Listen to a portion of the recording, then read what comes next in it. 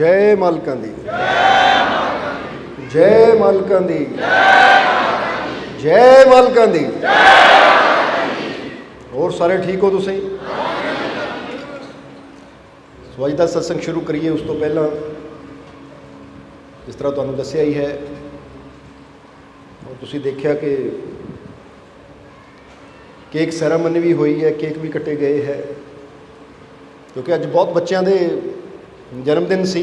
तकरीबन 5-6 केक कटे हैं। सब तो पहला तो वो छोटे छोटे बच्चे जिन्हों के केक कटे गए है और उन्होंने जन्मदिन है, असी अपने वालों उन्होंने माता पिता को बहुत बहुत बधाई देवांगे, मुबारकबाद देवांगे।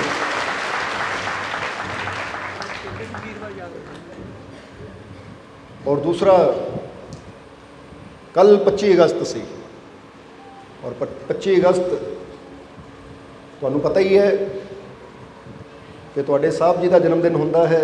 तो कल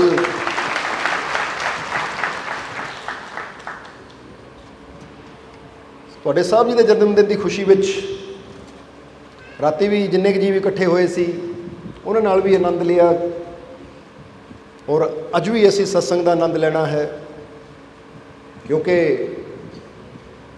मालकां नाल प्रेम करने वाला एक परिवार जिन्होंने बेनती की सी कि मालको साहब जी के जन्मदिन की खुशी में असी दरबार से सत्संग करवाना चाहते हैं।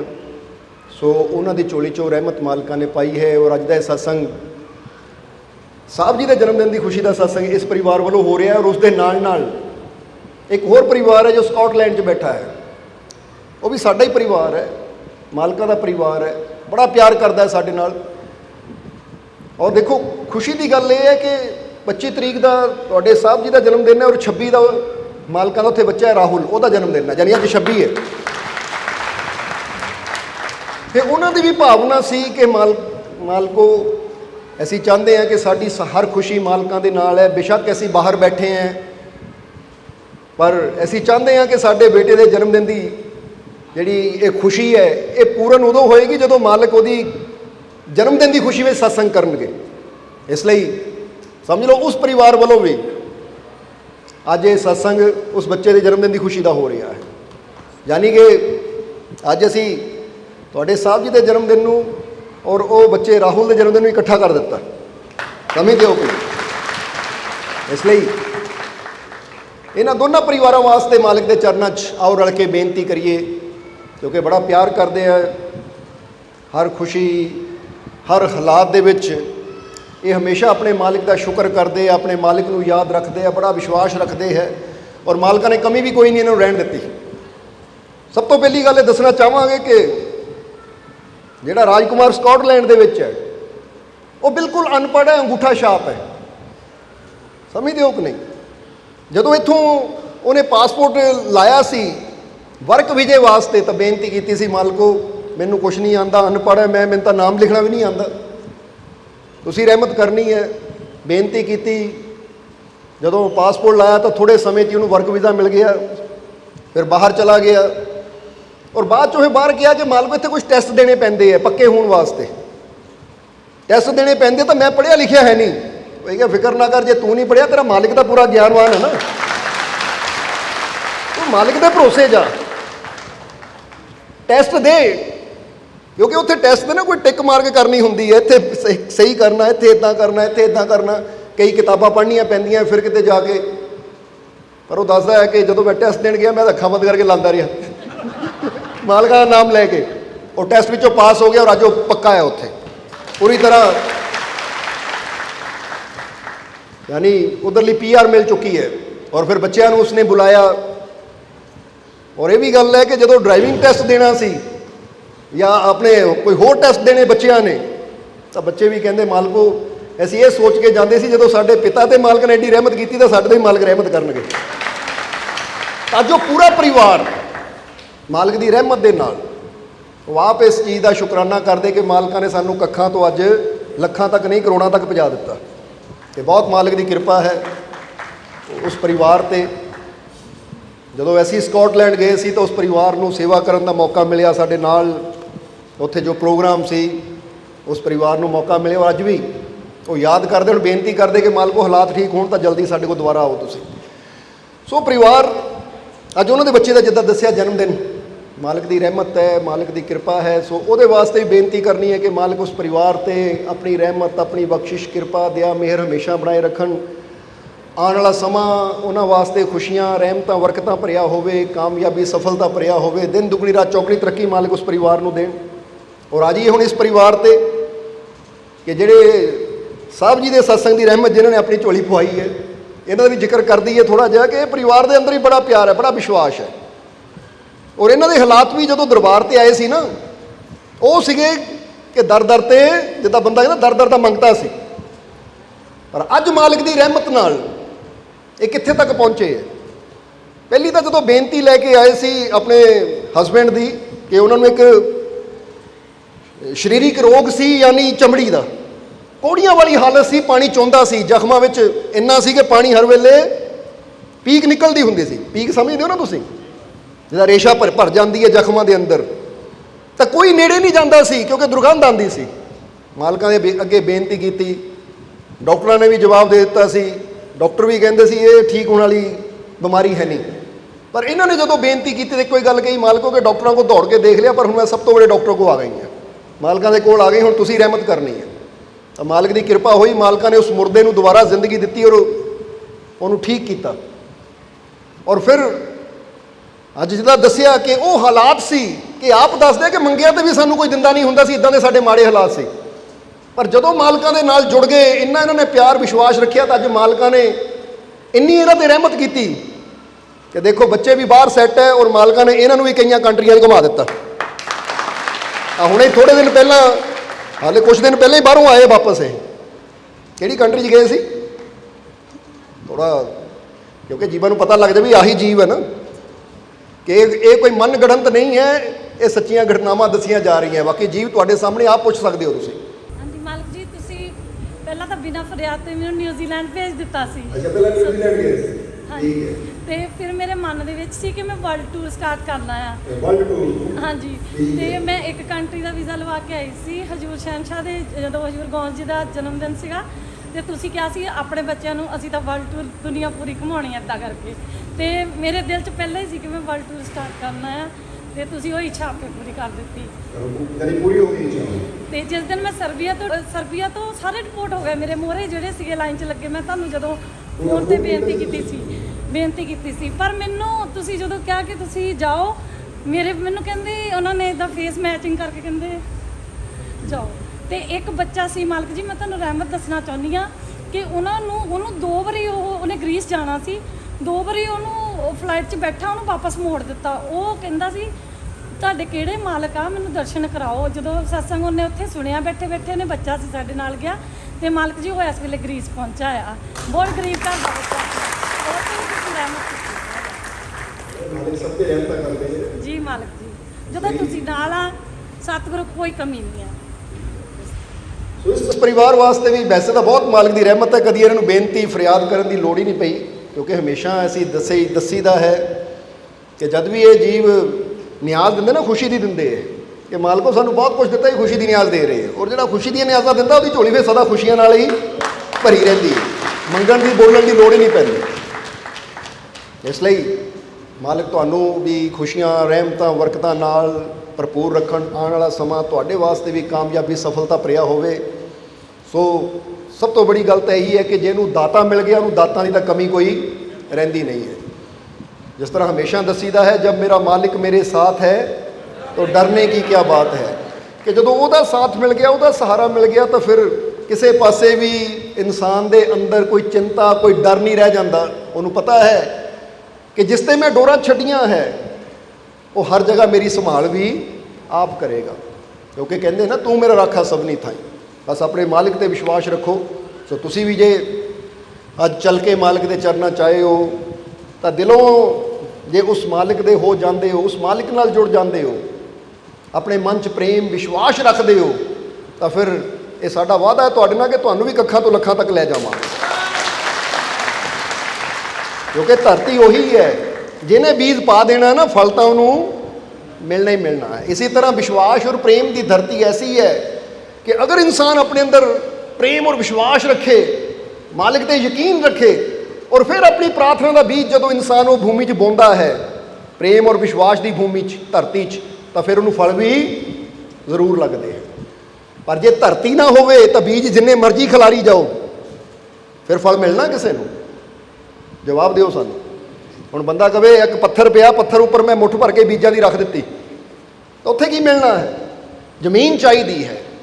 ਇਸੇ ਤਰ੍ਹਾਂ ਜ਼ਮੀਨ ਦੇ ਅੰਦਰ ਗਿਆ ਇੱਕ ਬੀਜ ਵੀ ਇੱਕ ਬ੍ਰਿਕਸ਼ ਨੂੰ ਪੈਦਾ ਕਰ ਦਿੰਦਾ ਹੈ, ਔਰ ਇੱਕ ਬ੍ਰਿਕਸ਼ ਪੈਦਾ ਹੁੰਦਾ ਤਾਂ ਲੱਖਾਂ ਹੀ ਫਲ ਔਰ ਠੰਡੀ ਛਾਂ ਇਨਸਾਨ ਨੂੰ ਦੇਣੀ ਸ਼ੁਰੂ ਕਰ ਦਿੰਦਾ ਹੈ। ਇਸੇ ਤਰ੍ਹਾਂ ਸਮਝ ਲਓ ਕਿ ਜਦੋਂ ਅਸੀਂ ਪ੍ਰੇਮ ਔਰ ਵਿਸ਼ਵਾਸ ਰੱਖਦੇ ਹਾਂ ਨਾ, ਤਾਂ ਇਹ ਉਹ ਜ਼ਮੀਨ ਹੈ ਜਿਹਦੇ ਵਿੱਚੋਂ ਖੁਸ਼ੀਆਂ ਦੇ ਫਲ ਫੁੱਲ ਸਾਨੂੰ ਪ੍ਰਾਪਤ ਹੋਣੇ ਹੈ। ਇਸ ਲਈ ਆਪਣੇ ਅੰਦਰ ਪੂਰਾ ਯਕੀਨ ਰੱਖੋ, ਪੂਰਾ ਵਿਸ਼ਵਾਸ ਰੱਖੋ, ਤਾਂ ਮਾਲਕ ਤੁਹਾਡੀਆਂ ਝੋਲੀਆਂ ਵੀ ਖੁਸ਼ੀਆਂ ਨਾਲ ਜ਼ਰੂਰ ਭਰਨਗੇ। ਆਉਣ ਵਾਲਾ ਸਮਾਂ ਤੁਹਾਡੇ ਵਾਸਤੇ ਵੀ ਖੁਸ਼ੀਆਂ ਭਰਿਆ ਜ਼ਰੂਰ ਆਏਗਾ। ਸੋ ਹੁਣ ਤਿਆਰ ਹੋ ਫਿਰ ਸਤਸੰਗ ਦਾ ਆਨੰਦ ਲੈਣ ਨੂੰ? ਸਮਾਈਲ ਕਰੋ, ਫਿਰ ਹੱਸ ਕੇ ਦਿਖਾਓ, ਜ਼ਰਾ ਸਮਾਈਲ ਰੱਖਿਆ ਕਰੋ ਆਪਣੇ ਫੇਸ 'ਤੇ, ਕਿਉਂਕਿ ਹਮੇਸ਼ਾ ਦੱਸੀਦਾ ਕਿ ਤੁਹਾਡੀ ਸਮਾਈਲ, ਤੁਹਾਡਾ ਜਿਹੜਾ ਇਹ ਨਾ ਫੇਸ ਹੈ, ਇਹ 'ਤੇ ਜਦੋਂ ਸਮਾਈਲ ਆਉਂਦੀ ਹੈ ਤਾਂ ਫਿਰ ਇਹ ਸਮਾਈਲ ਇੱਕ ਬੀਜ ਦਾ ਕੰਮ ਕਰਦੀ ਹੈ, ਔਰ ਜਦੋਂ ਇਹ ਬੀਜ ਪ੍ਰਭੂ ਦੀ ਤਰਫ ਜਾਂਦਾ ਹੈ ਨਾ, ਤਾਂ ਕਈ ਗੁਣਾ ਹੋ ਕੇ ਉਹ ਸਾਡੀ ਤਰਫ ਵਾਪਸ ਵੀ ਆਉਂਦਾ ਹੈ। ਇਸ ਲਈ ਚਾਹੁੰਦੇ ਹੋ ਨਾ ਜੀਵਨ 'ਚ ਖੁਸ਼ੀਆਂ, ਆਨੰਦ, ਸ਼ਾਂਤੀ, ਸਕੂਨ, ਤਾਂ ਫਿਰ ਵਿਸ਼ਵਾਸ ਰੱਖੋ ਕਿ ਮੇਰਾ ਮਾਲਿਕ ਹਰ ਕਦਮ 'ਤੇ ਮੇਰੀਆਂ ਝੋਲੀਆਂ ਖੁਸ਼ੀਆਂ ਨਾਲ, ਮੇਰੇ ਸਾਰੇ ਦੁੱਖ ਦੂਰ, ਮੈਨੂੰ ਆਪਣੇ ਮਾਲਿਕ 'ਤੇ ਪੂਰਾ ਬਸ ਇਹ ਚੀਜ਼ਾਂ, ਇਹ 3-4 ਸ਼ਬਦ ਹੀ ਐਸੇ ਹੈ ਕਿ ਅਗਰ ਇਨਸਾਨ ਇਹ ਦਿਲੋਂ ਬੋਲਦਾ ਹੈ ਤਾਂ ਫਿਰ ਇਨਸਾਨ ਨੂੰ ਕਮੀ ਕੋਈ ਨਹੀਂ ਰਹਿੰਦੀ। ਸਮਝਦੇ ਹੋ ਕਿ ਨਹੀਂ? ਇਸ ਲਈ ਆਓ ਹੁਣ ਸਤਸੰਗ ਦਾ ਆਨੰਦ ਲਈਏ ਔਰ ਮਾਲਕ ਦੀਆਂ ਰਹਿਮਤਾਂ ਨੂੰ ਪ੍ਰਾਪਤ ਕਰਕੇ ਆਪਣਾ ਜੀਵਨ ਸਫਲ ਬਣਾਈਏ। ਸੋ ਇੱਕ ਵਾਰ ਫਿਰ ਤੁਹਾਨੂੰ, ਇਸ ਪਰਿਵਾਰ ਨੂੰ ਔਰ ਰਾਹੁਲ ਦੇ ਪਰਿਵਾਰ ਨੂੰ ਜੋ ਕਿ ਸਕਾਟਲੈਂਡ 'ਚ ਬੈਠਾ ਹੈ, ਔਰ ਉਹਨਾਂ ਦੇ ਕੁਝ ਪਰਿਵਾਰ ਦੇ ਮੈਂਬਰ ਇੱਧਰ ਵੀ ਹੈ, ਸੋ ਅਸੀਂ ਇੱਕ ਵਾਰ ਫਿਰ ਸਾਹਿਬ ਜੀ ਦੇ ਔਰ ਰਾਹੁਲ ਦੇ ਜਨਮ ਦਿਨ ਦੀ ਬਹੁਤ ਬਹੁਤ ਵਧਾਈ ਦੇਵਾਂਗੇ। ਮਾਲਕ ਆਪਣੀ ਰਹਿਮਤ ਹਮੇਸ਼ਾ ਤੁਹਾਡੇ 'ਤੇ ਬਣਾਏ ਰੱਖਣ। ਜੈ ਮਾਲਕਾਂ ਦੀ, ਜੈ ਮਾਲਕਾਂ ਦੀ, ਜੈ ਮਾਲਕਾਂ ਦੀ।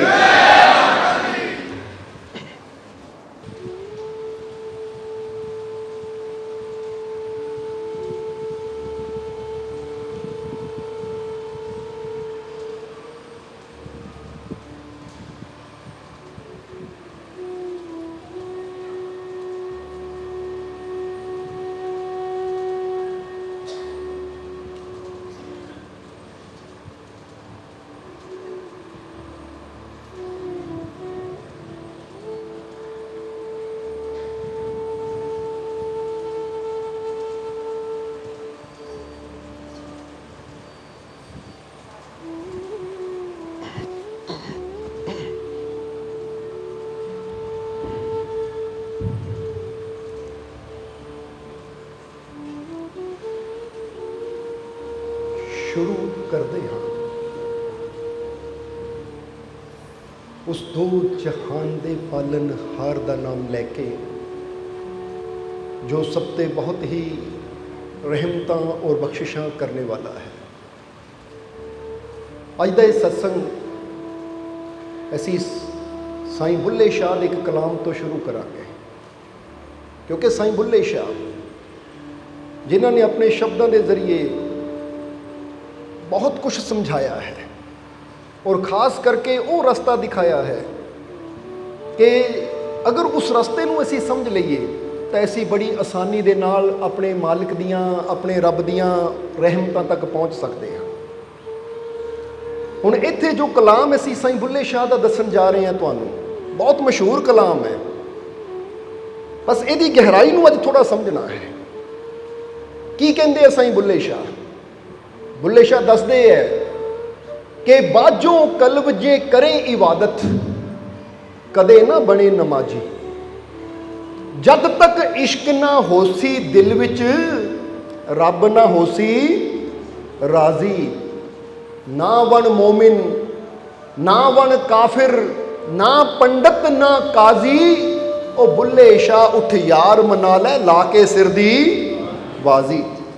ਜਰਾ ਦੇਖਣਾ, ਹੁਣ ਬੁੱਲੇ ਸ਼ਾਹ ਇਹ 4 ਲਾਈਨਾਂ ਦੇ ਸ਼ਬਦ ਅੰਦਰ ਇਸ਼ਾਰਾ ਬੜਾ ਗਹਿਰਾ ਕਰਦੇ ਹੈ, ਕਿਉਂਕਿ ਅੱਜ ਇਨਸਾਨ ਉਹ ਰੱਬ ਨੂੰ ਪਾਉਣ ਵਾਸਤੇ, ਰੱਬ ਦੀਆਂ ਰਹਿਮਤਾਂ ਨੂੰ ਪਾਉਣ ਵਾਸਤੇ ਬਹੁਤ ਕੁਝ ਕਰਦਾ ਹੈ, ਪਰ ਫਿਰ ਵੀ ਉਹਨੂੰ ਰੱਬ ਮਿਲਦਾ ਨਹੀਂ ਹੈ। ਫਿਰ ਵੀ ਉਹਨੂੰ ਆਨੰਦ ਮਿਲਦਾ ਨਹੀਂ ਹੈ। ਕਾਰਨ ਕੀ ਹੈ? ਕਾਰਨ ਇਹ ਹੈ ਕਿ ਅੱਜ ਬੰਦਾ ਜੋ ਕਰਦਾ ਹੈ ਨਾ, ਉਹ ਸਭ ਕੁਝ ਬਾਹਰ ਹੀ ਹੈ।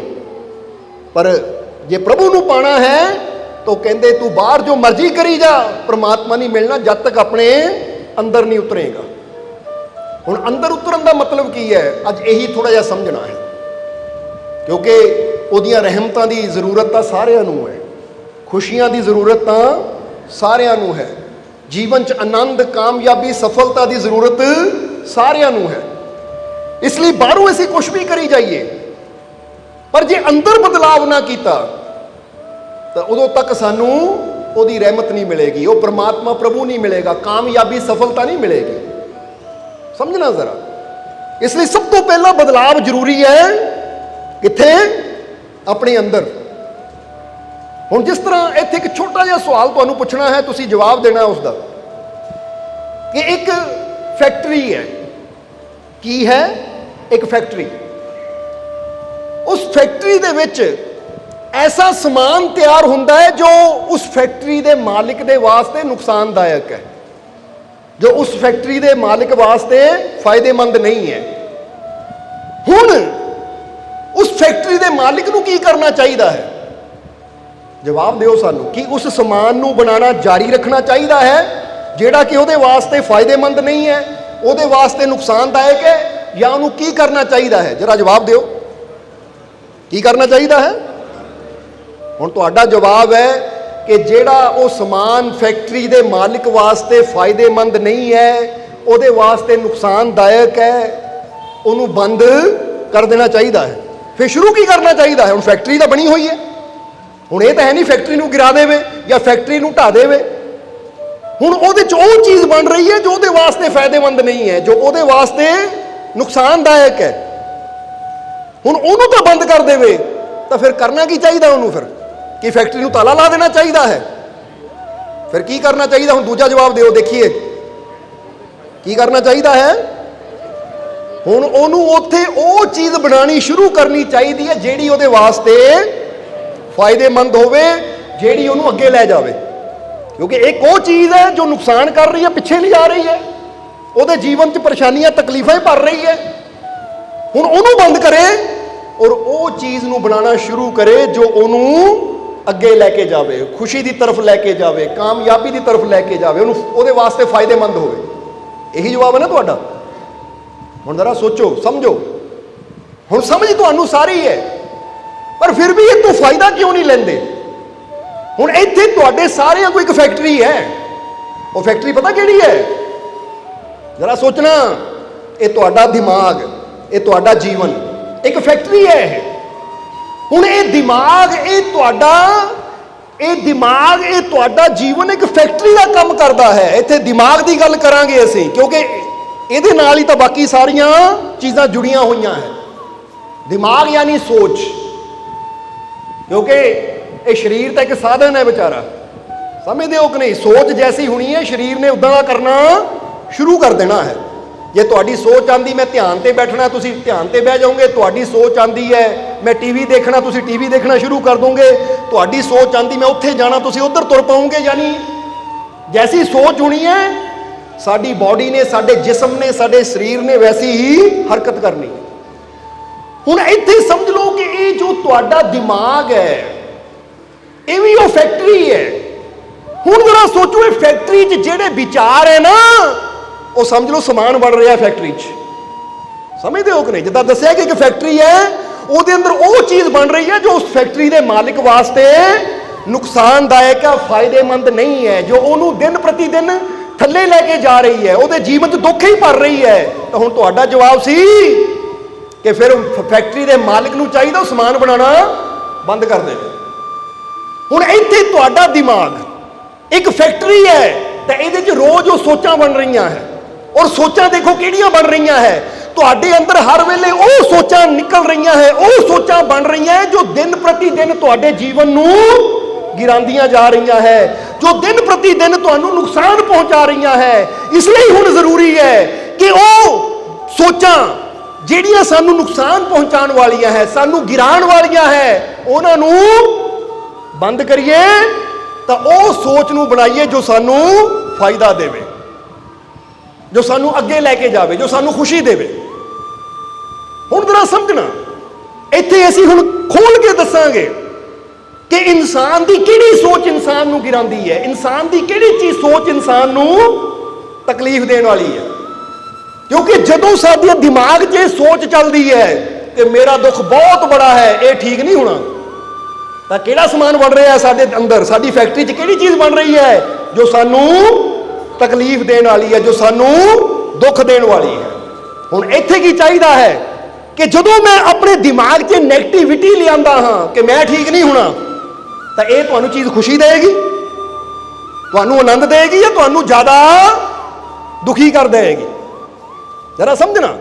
ਕਿਉਂਕਿ ਉਸੇ ਤਰ੍ਹਾਂ ਹੈ ਕਿ ਜਿਸ ਤਰ੍ਹਾਂ ਬੰਦਾ ਡਾਕਟਰ ਕੋਲ ਜਾਵੇ ਨਾ, ਡਾਕਟਰ ਕਹਿ ਦੇਵੇ ਇਹ ਬਿਮਾਰੀ ਠੀਕ ਹੋਣ ਵਾਲੀ ਹੈ ਨਹੀਂ, ਤਾਂ ਬੰਦਾ ਸੁਣ ਕੇ ਹੀ ਬੈੱਡ ਤੇ ਪੈ ਜਾਂਦਾ ਹੈ। ਤਾਂ ਇੱਕ ਬੰਦਾ ਡਾਕਟਰ ਕੋਲ ਜਾਂਦਾ ਤਾਂ ਡਾਕਟਰ ਕਹਿੰਦੇ ਕੁਛ ਨਹੀਂ, ਥੋੜੀ ਜਿਹੀ ਬਿਮਾਰੀ ਹੈ, ਠੀਕ ਹੋ ਜਾਣੀ ਹੈ, ਤਾਂ ਬੰਦਾ ਹੌਸਲੇ ਨਾਲ ਵਾਪਸ ਘਰ ਨੂੰ ਆ ਜਾਂਦਾ ਹੈ। ਹੁਣ ਇੱਥੇ ਵੀ ਦੱਸਣਾ ਚਾਹਾਂਗੇ ਕਿ ਡਾਕਟਰ ਕੀ ਕਹਿੰਦੇ ਹੈ ਉਹ ਇੰਨਾ ਮਾਇਨੇ ਨਹੀਂ ਰਖਾਂਦਾ, ਅੰਦਰ ਤੁਸੀਂ ਕੀ ਸੋਚਦੇ ਹੋ ਜ਼ਿਆਦਾ ਮਾਇਨੇ ਰਖਾਂਦਾ ਹੈ। ਕਿਉਂਕਿ ਐਸੀਆਂ ਕੇਸ ਹਿਸਟਰੀਆਂ ਬਹੁਤ ਹੈ ਕਿ ਜਿੱਥੇ ਡਾਕਟਰਾਂ ਨੇ ਕਹਿ ਦਿੱਤਾ ਸੀ ਇਹਨਾਂ ਬਚਣਾ ਨਹੀਂ ਹੈ, ਇਹਨਾਂ ਠੀਕ ਨਹੀਂ ਹੋਣਾ, ਇਹ ਬਿਮਾਰੀ ਲਾ ਇਲਾਜ ਹੈ, ਪਰ ਉਹ ਬਿਮਾਰੀਆਂ ਵੀ ਠੀਕ ਹੋ ਗਈਆਂ ਕਿਉਂਕਿ ਬੰਦੇ ਨੇ ਉਹ ਡਾਕਟਰਾਂ ਦੀ ਸੁਣ ਤਾਂ ਲਈ ਪਰ ਮੰਨੀ ਨਹੀਂ, ਸੁਣ ਲਈ ਪਰ ਮੰਨੀ ਨਹੀਂ। ਮੰਨੀ ਕਿਹਦੀ? ਮੰਨੀ ਉਹਨਾਂ ਨੇ ਗੁਰੂਆਂ ਰਹਿਬਰਾਂ ਸੰਤਾਂ ਦੀ, ਜਿਨ੍ਹਾਂ ਨੇ ਕਿਹਾ ਆਪਣੇ ਰੱਬ ਤੇ ਵਿਸ਼ਵਾਸ ਰੱਖੋ ਤਾਂ ਅਸੰਭਵ ਵੀ ਸੰਭਵ ਹੋ ਜਾਏਗਾ, ਨਾਮੁਮਕਿਨ ਵੀ ਮੁਮਕਿਨ ਹੋ ਜਾਏਗਾ।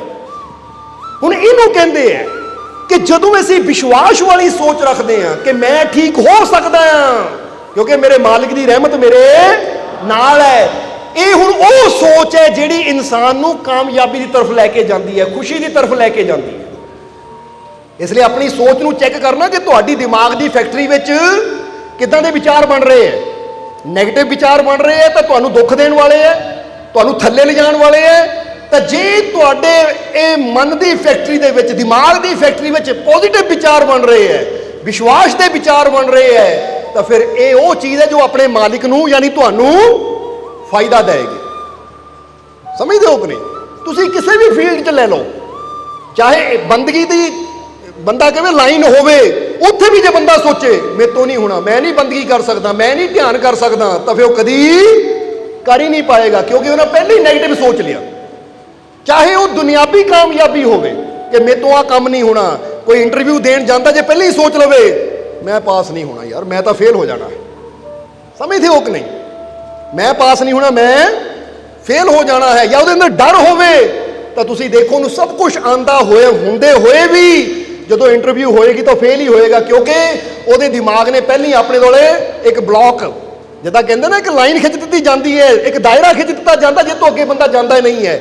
ਉਹਦੇ ਡਰ ਦਾ, ਉਹਦੀ ਉਹ ਨੈਗੇਟਿਵਿਟੀ ਦਾ ਦਾਇਰਾ ਇਦਾਂ ਉਹਦੇ ਮਨ ਦੇ ਚਾਰੋਂ ਤਰਫ ਹੋ ਜਾਂਦਾ ਹੈ ਕਿ ਉਹ ਤੋਂ ਕੰਮ ਹੁੰਦਾ ਹੀ ਨਹੀਂ ਹੈ। ਔਰ ਬਾਅਦ ਚੋਂ ਕਹਿੰਦਾ ਦੇਖਿਆ ਮੈਂ ਸੋਚਿਆ ਸੀ ਮੈਂ ਨਹੀਂ ਪਾਸ ਹੋਣਾ, ਮੈਂ ਫੇਲ ਹੋਣਾ ਹੈ, ਹੋ ਗਿਆ। ਉਹਨੂੰ ਕੋਈ ਸਮਝਾਉਣ ਵਾਲਾ ਚਾਹੀਦਾ ਹੈ, ਤੂੰ ਇਸ ਲਈ ਫੇਲ ਨਹੀਂ ਹੋਇਆ ਕਿ ਫੇਲ ਹੋਣਾ ਸੀ, ਬਲਕਿ ਤੂੰ ਇਸ ਲਈ ਫੇਲ ਹੋਇਆ ਕਿਉਂਕਿ ਤੂੰ ਪਹਿਲਾਂ ਹੀ ਸੋਚ ਲਿਆ ਸੀ ਕਿ ਮੈਂ ਫੇਲ ਹੋਣਾ ਹੈ। ਜੇ ਤੂੰ ਸੋਚ ਲੈਂਦਾ ਕਿ ਮੈਨੂੰ ਵਿਸ਼ਵਾਸ ਹੈ ਆਪਣੇ ਮਾਲਿਕ ਤੇ, ਮੈਨੂੰ ਕਾਮਯਾਬੀ ਸਫਲਤਾ ਜ਼ਰੂਰ ਮਿਲੇਗੀ, ਮੈਂ ਪਾਸ ਜ਼ਰੂਰ ਹੋਊਂਗਾ, ਤਾਂ ਫਿਰ ਉਹਦੀ ਰਹਿਮਤ ਨੇ ਉੱਦਾਂ ਦਾ ਕੰਮ ਕਰ ਦੇਣਾ ਸੀ। ਇਸ ਲਈ ਸਭ ਤੋਂ ਪਹਿਲਾਂ ਆਪਣੇ ਅੰਦਰ ਹੀ ਅਸੀਂ ਦੇਖਣਾ ਹੈ, ਗੌਰ ਕਰਿਆ ਕਰੋ ਆਪਣੇ ਵਿਚਾਰਾਂ ਤੇ ਕਿ ਹਰ ਵੇਲੇ ਮੇਰੇ ਅੰਦਰ ਕਿਹੜੇ ਵਿਚਾਰ ਚੱਲਦੇ ਆ। ਸਮਝਦੇ ਹੋ ਕਿ ਨਹੀਂ?